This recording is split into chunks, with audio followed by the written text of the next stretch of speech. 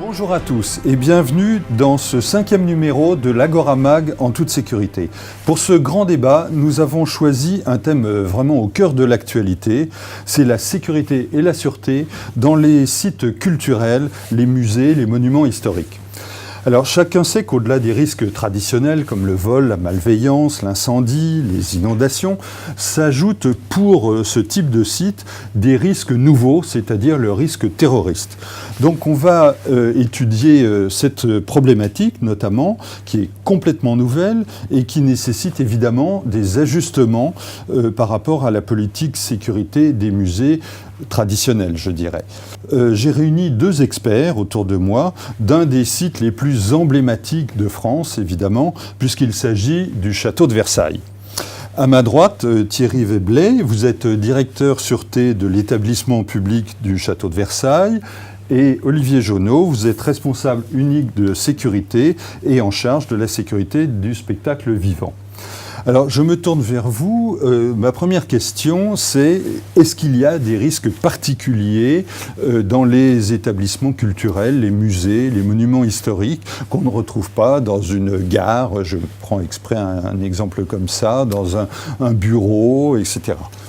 Alors le patrimoine oui. Est pour nous un facteur de risque, puisque évidemment nous devons le protéger. Donc on va chercher à y porter atteinte, alors de manière volontaire ou involontaire, le gratter, le toucher, vouloir s'en approcher. Donc ça, je dirais qu'on est dans la catégorie des risques plutôt traditionnels, comme vous le disiez. Aujourd'hui, un risque supplémentaire, et le plus important, c'est le risque donc, terroriste qui nous frappe qui frappe la France depuis quelques années. Et on a dû évidemment intégrer ce risque dans notre organisation. Donc on a on a adapté notre dispositif. Donc on a réduit nos points d'accès, on a mis en place des filtrages, des contrôles de sécurité avec du matériel adapté, des tunnels à rayons X, des portiques de détection de métaux, des contrôles visuels de sacs et bagages. Mais je dirais qu'aujourd'hui, ce risque-là est venu à changer le métier d'une partie de nos agences. C'est un risque qu'on a dû intégrer et qui n'était pas forcément présent avant. Avant, on travaillait plus sur la notion de vandalisme, d'accueil. Aujourd'hui, on a ce troisième risque qui est venu nous percuter depuis un peu plus de 2 ans. Alors, Olivier Jonot, à l'origine, vous le disiez, le risque incendie était le risque principal, parce qu'un bâtiment comme le château de Versailles puisse être détruit par un incendie, c'est vraiment évidemment catastrophique. Alors, quelles sont les mesures particulières qu'on prend pour protéger un bâtiment qui est très fragile, où il y a beaucoup de bois aussi dans ce bâtiment ? Alors déjà, ce qui est assez intéressant à noter, et qui est propre au château de Versailles, c'est que le risque incendie est identifié déjà depuis Louis XIV. Louis XIV lui-même avait instauré la vigie interne dans les bâtiments, dans les espaces, et demandait donc aux soldats invalides de servir de détection incendie, de crier au feu quand un incendie se déclarait dans les cheminées. La difficulté, par contre, à laquelle nous sommes confrontés, c'est que nous sommes sur un monument historique, donc avec des éléments, des matériaux qui aujourd'hui ne répondraient pas forcément aux normes de construction si on devait construire le château de Versailles au XXIe siècle. Et la véritable difficulté dans tout cela, c'est finalement de rendre conforme, probablement pas, mais au moins de mettre en sécurité un établissement dont la réglementation incendie en vigueur n'est pas en adéquation la plus parfaite. Donc dans un établissement comme le château de Versailles, en plus il y a des contraintes visuelles parce qu'il ne faut pas exposer des matériels de sécurité modernes et qu'ils soient visibles du grand public. Alors c'est un enjeu assez complexe à élaborer dans la mesure où on a effectivement une commission supérieure des monuments historiques qui va exiger de la part des maîtres d'œuvre et entre autres les architectes en chef des monuments historiques la plus discrète intégration de ce genre de dispositif. Il est évident que nous devons nous rendre le patrimoine tel qu'il était à l'origine et essayer de le dénaturer le moins possible. Au-delà de ces grands principes, on a des obligations réglementaires comme les éclairages de balisage. Malheureusement, ceux-là, on est obligé de les rendre visibles, sinon il n'aurait aucune opportunité et le bâtiment ne serait pas conforme. Donc on a un entre-deux entre le choix de la protection patrimoniale et l'intégration de dispositifs qui, somme toute, sont nécessaires et obligatoires. Juste milieu, en réalité, il y a 20 ans, on avait des caméras qui étaient énormes, très difficiles à intégrer, voyantes et dissuasives. Aujourd'hui, on est sur des équipements miniaturisés, quasiment invisibles. Oui. Donc on a parfaitement pu les intégrer. Par contre, la fonction dissuasive n'existe plus. Donc c'est un juste milieu entre la dissuasion et l'intégration. Et alors justement, est-ce qu'il y a une intégration de tous ces équipements de sécurité, incendie, vidéo, contrôle d'accès? Est-ce que ça s'harmonise tout ça? Oui, chaque équipement fait l'objet d'une proposition à la fois au conservateur du site et à l'architecte. Donc on ne va pas acheter dans le commerce un équipement qu'on va de notre fait poser. Il y a toute une réflexion, il y a une fiche programme et ensuite on va proposer nous un équipement qui permettra d'assurer une fonction, vidéo, contrôle d'accès, et à charge pour l'architecte de trouver le meilleur compromis possible. Encastrement, visible, derrière un capot. Donc chaque équipement est étudié dans la pièce où on va l'installer. Alors, au château de Versailles, comme dans d'autres monuments historiques, il y a un PSBC, c'est-à-dire un plan de sauvegarde des biens culturels. Vous en êtes où de cette élaboration, de cette réalisation ? Alors, le plan de sauvegarde des biens culturels est un dossier qui existe depuis maintenant une bonne dizaine d'années. Il a été longtemps à l'état végétatif pour tout un tas de raisons complexes. C'est quelque chose qui n'était pas dans la culture de l'établissement, et comme souvent d'ailleurs dans beaucoup d'établissements culturels. Et aujourd'hui, au château de Versailles, nous disposons d'un plan de sauvegarde des biens culturels qui permet en première intention de protéger plus d'1 millier d'œuvres qui sont réparties sur l'ensemble du territoire du château de Versailles. Donc c'est déjà une première action, une première intention. C'est 1 millier sur combien en gros? Vous avez une idée? Presque 100 000. Ah oui, alors c'est le début. Alors c'est pas forcément le début, c'est-à-dire que le choix des œuvres qui sont identifiées sont les œuvres qui vont représenter le plus fort intérêt patrimonial. Et ce choix-là implique au secours public la première intervention sur ces objets. Ensuite, dans l'intervention qu'ils peuvent opérer, bien évidemment, ils tenteront de sauver le maximum de patrimoine. Mais il faut opérer un choix pour que les secours publics puissent trancher assez rapidement, faire la part du feu, si je puis me permettre l'expression, dans leur action et permettre de sauver ce qui est d'abord l'essentiel. C'est une priorité pour eux et il y a une coordination avec ces interventions, ces intervenants pour qu'ils sauvent ces œuvres en premier. C'est bien ça? Tout à fait. Le plan met en œuvre une organisation tant des secours publics qui arrivent à l'intérieur de l'établissement que des services de l'établissement eux-mêmes, la conservation patrimoniale qui intervient à la première, mais tous les services de l'établissement, les personnels, à qui on va demander une mise à disposition sans faille pour permettre le transport, la manipulation et le transfert des collections le plus rapidement possible, mais en sécurité. Donc toute la difficulté, sera la gestion de ces ressources. Alors justement, quelle est la relation avec les forces de l'ordre, avec les services de pompiers, de sécurité civile? Ça doit être, je suppose, assez étroit. Oui, essentiel. Indispensable à développer si on ne l'a pas au sein de son site. Et on l'a vu depuis les premiers attentats. Ces malheureux événements ont eu la faculté de rapprocher les partenaires, c'est-à-dire de travailler de manière vraiment resserrée, quotidienne. Moi j'ai échangé encore par exemple ce matin avec le chef état-major des Yvelines sur un sujet. Donc le dialogue est devenu permanent et on a développé le principe de moment formel où on se rencontre avec nos partenaires. Donc la police, la DDSP des Yvelines, le SDIS, un comité sécurité-sûreté auquel on a associé la direction de l'établissement. Donc les acteurs sécurité-sûreté et la direction pour avoir un moment d'échange formel, au-delà des petits échanges quotidiens, pour étudier les sujets de fond, les grands sujets de fond, protection contre le terrorisme, lutte contre l'incendie, formation de nos personnels, quel est l'état de la menace, plan Vigipirate. Donc un moment partagé où chacun va pouvoir s'exprimer, confronter ses points de vue et donner les directives. Et vous faites des exercices de simulation avec eux, par exemple? Alors aujourd'hui, on réalise des mini-exercices au quotidien avec nos agents sur des petits cas pratiques. Et nous allons réaliser pour probablement la fin de l'année un exercice grandeur nature au sein de l'établissement, comme ont pu le faire le Louvre ou d'autres grands établissements. Très bien. Alors justement, qui sont les personnes en charge de la sécurité ou de la sûreté dans votre établissement? Est-ce qu'il y a des prestataires extérieurs ou ce sont uniquement des services internes? Alors, comme le disait Olivier sur la partie sécurité, le service sécurité incendie a survécu à Louis XIV, puisqu'on a la particularité à Versailles d'être unique de ce point de vue-là en France. Notre SIAP est entièrement organisé avec des fonctionnaires de l'État formés. On se rapproche d'une formation de type pompier par l'école départementale des Yvelines. Donc on a notre SIAP qui est armé par des fonctionnaires, donc des agents d'accueil et de surveillance. La sûreté est gérée également par des fonctionnaires. Donc on a toutes ces fonctions aujourd'hui internalisées au sein de l'établissement. Aucun prestataire n'est présent ici sur Versailles. Oui, c'est assez exceptionnel en France, non? Oui, je crois que c'est unique de ce point de vue-là sur l'ensemble des grands sites culturels et sur toutes les fonctions.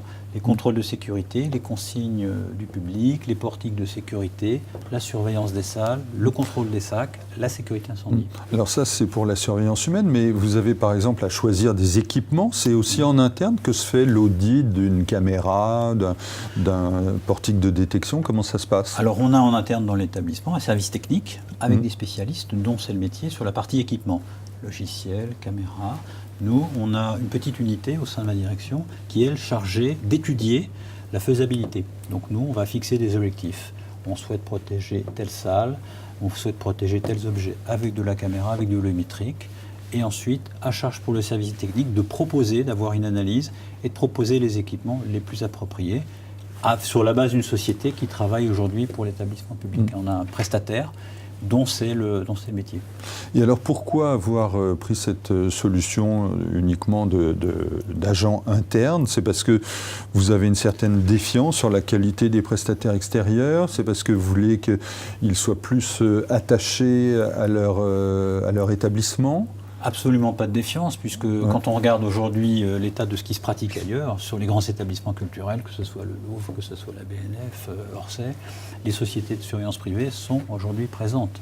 Je dirais que c'est le fruit de l'histoire, d'un savoir-faire, et puis d'une organisation qui sait en permanence s'adapter aux évolutions et aux transformations de son organisation, par nos propres moyens. Mais ça a ses limites. Quand on regarde par exemple l'actualité Vigipirate, pas de société privée, mais par contre l'embauche de personnel occasionnel temporaire, qui ne sont pas une société privée, mais qui sont des personnels vacataires. Donc on est quand même obligé de faire la pointe avec, non pas une boîte privée, mais avec des personnels temporaires. Les ressources de l'État ne sont pas inépuisables.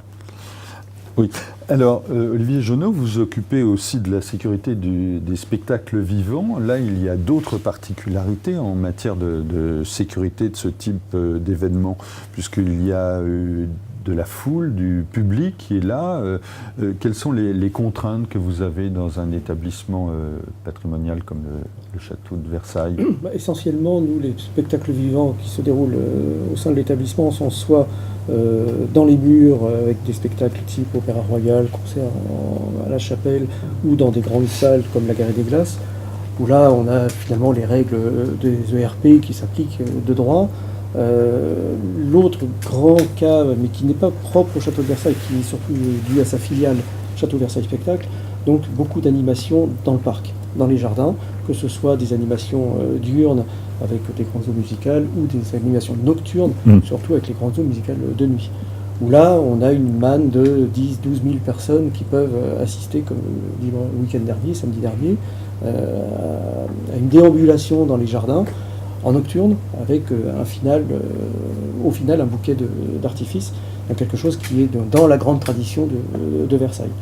Les difficultés, en fait, ou la réalité de l'exercice sont exactement les mêmes que le jour. Les contraintes Vigipirate s'imposent, donc elles s'imposent dès la grille d'honneur du château, où la fouille des gens est toujours faite d'ailleurs par les services de Thierry, et où le filtrage et la conduite des opérations est menée dès l'entrée du site. Donc on n'a pas reporté à l'intérieur ce que l'on fait en périmétrie au quotidien, c'est exactement la même pratique qui perdure le jour et la nuit. Voilà. On empile un peu les événements, plus qu'autre chose. Alors, le château de Versailles accueille aussi d'autres événements prestigieux, comme par exemple des visites de chefs d'État. Poutine, par exemple, peut-être le président de la République qui va convoquer le Congrès. Alors, il y a là des contraintes complètement différentes. Absolument, ça fait partie c'est une des facettes de Versailles.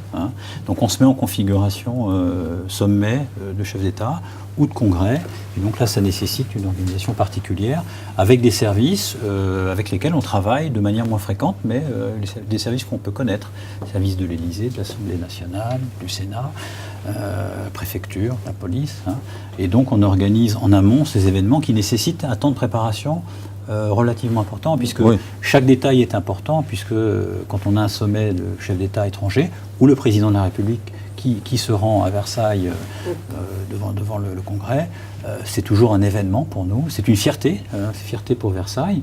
On représente l'établissement, la France dans le monde, et on accueille le chef de l'État. Donc pour nous, ça demande une minutie dans la préparation, et tout doit être absolument parfait.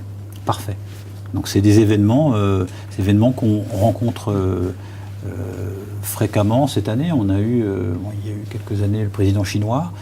On a eu Madame Merkel qui est venue à Versailles avec le président François Hollande. Et dernièrement, comme vous le disiez, le président Poutine avec le président de la République, Emmanuel Macron.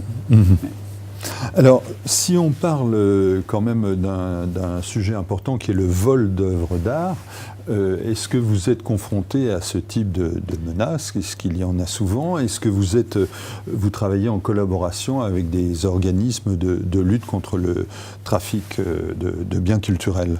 Oui, c'est un risque auquel nous sommes évidemment confrontés. Alors, avant le vol, il y a la tentative. Il y a la dégradation volontaire, involontaire. Oui, le vandalisme. Le vandalisme.